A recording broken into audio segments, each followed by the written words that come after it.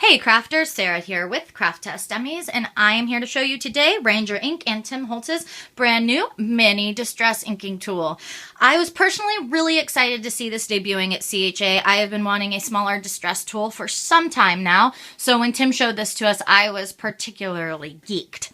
So a little bit about it. These come in packages of 2 with 4 of your foam pads. The foam pads also come in packages of 20. Depending on how much you ink, I would say it depends on how many foams you need. If you don't ink a lot, you could just stick with what you have in the package because the foams are completely washable and reusable. Just use a little soap and water if there's ink or paint or whatever on there, and you can reuse it for your next project. If you ink a lot, you can kind of do what I did, and I've started my little collection here of circular ones. I've got the whole set of the standard pads, but have a dedicated foam for each color. If you're somebody like Jen McGuire who inks a lot every day, she actually has a tool per color of distress. So it just depends on what level of distressed addict you are, I guess. Let's see, comparing it to the larger distress tool, this guy is about 1 1/4 by 1 3/4 inches, I believe.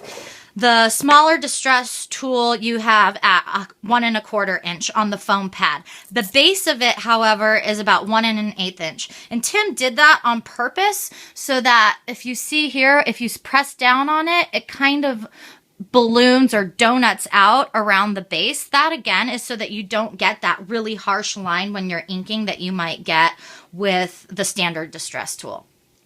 So one really great thing that I like about these is that you get more control over what you're inking, and you can kind of see if you have a smaller project too, like a little tag that you just want a little bit of a shadow around. I did this one with walnut stain. You can do that with the smaller tool.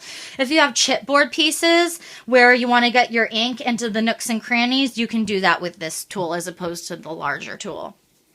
One awesome thing that I discovered, if you saw a few days ago, I posted a video on Craft Test Dummies YouTube for the mini distress inks. And I know a lot of people are using these in tandem. One great thing about the mini distress inks is they are awesome for traveling and on-the-go crafters. So if you have your mini distress inking tool with you and your mini distress inks, I discovered that your foam pad fits perfectly into the bottom of your mini distress ink. And if you put a couple in, they will still stack on top of each other perfectly. So you have everything in one tight, cute little container for yourself so you can distress as you travel. One other great thing that I really like about these is when you're using the Tim stencils. So I'm going to grab a tag. This is smaller than our standard tag, and I've got a few colors of distress here I'm going to use. And I'll go ahead and go in with some peacock feathers to start with. And I just like to start in a corner, go to the opposite, put a little color in.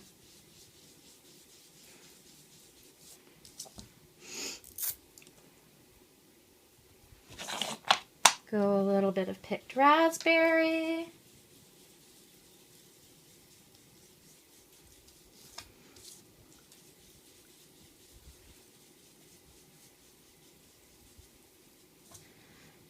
And then one of my favorite distress ink colors is Wild Honey. When you're doing tags like this or a lot of blending, I always feel like Wild Honey really just brings all of the rest of the colors together. Plus, you add it to the picked raspberry, it gives a little bit of a hint of red. You add it to your peacock feathers, and it gives it a little bit of a green. So I am pretty happy with that. So now we're going to go ahead and grab one of Tim's masks, or stencils. I'm going to place it right over the top.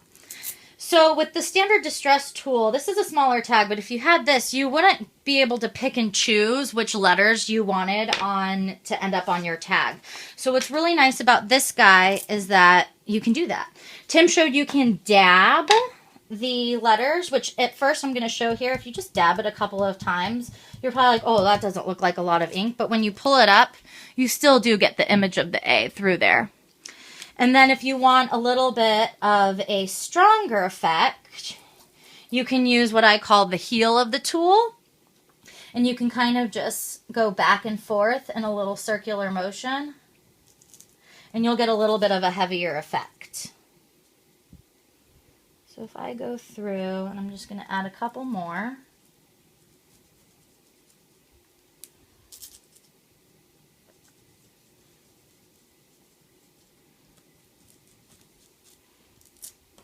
And job done. There you go. So you get to pick and choose which letters or which parts of the stencil you actually want to show up on the mask or on your tag. One other cool little trick that I found out while I was playing around was if you go ahead and take a clean distress foam, and let's say you have another tag that you've already inked, you can take your mask or stencil here, and then I'm going to take my water spritzer and I'm just going to do 2 quick squirts on that, and then just dab any little excess water out on your hand. You don't want too much water on this, because now as I apply the water through the stencil, if I had too much water on this, it would seep under the stencil, and then you just end up with one big old water blob.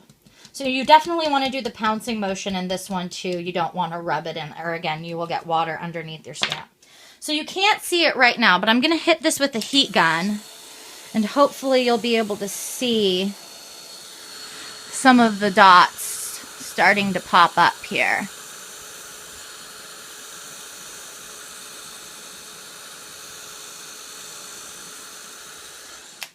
So I thought that was pretty cool. You can then go back in again with another color of ink.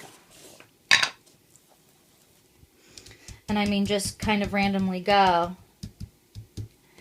And then you've got 2 different layers of texture that you then put on your tag, lickety-split. So I thought that was pretty awesome. I had a lot of fun playing with these new mini distress ink tools. I hope you guys are interested in them, and let me know if you have any questions or comments in the comment section. See you guys later. Bye, crafters.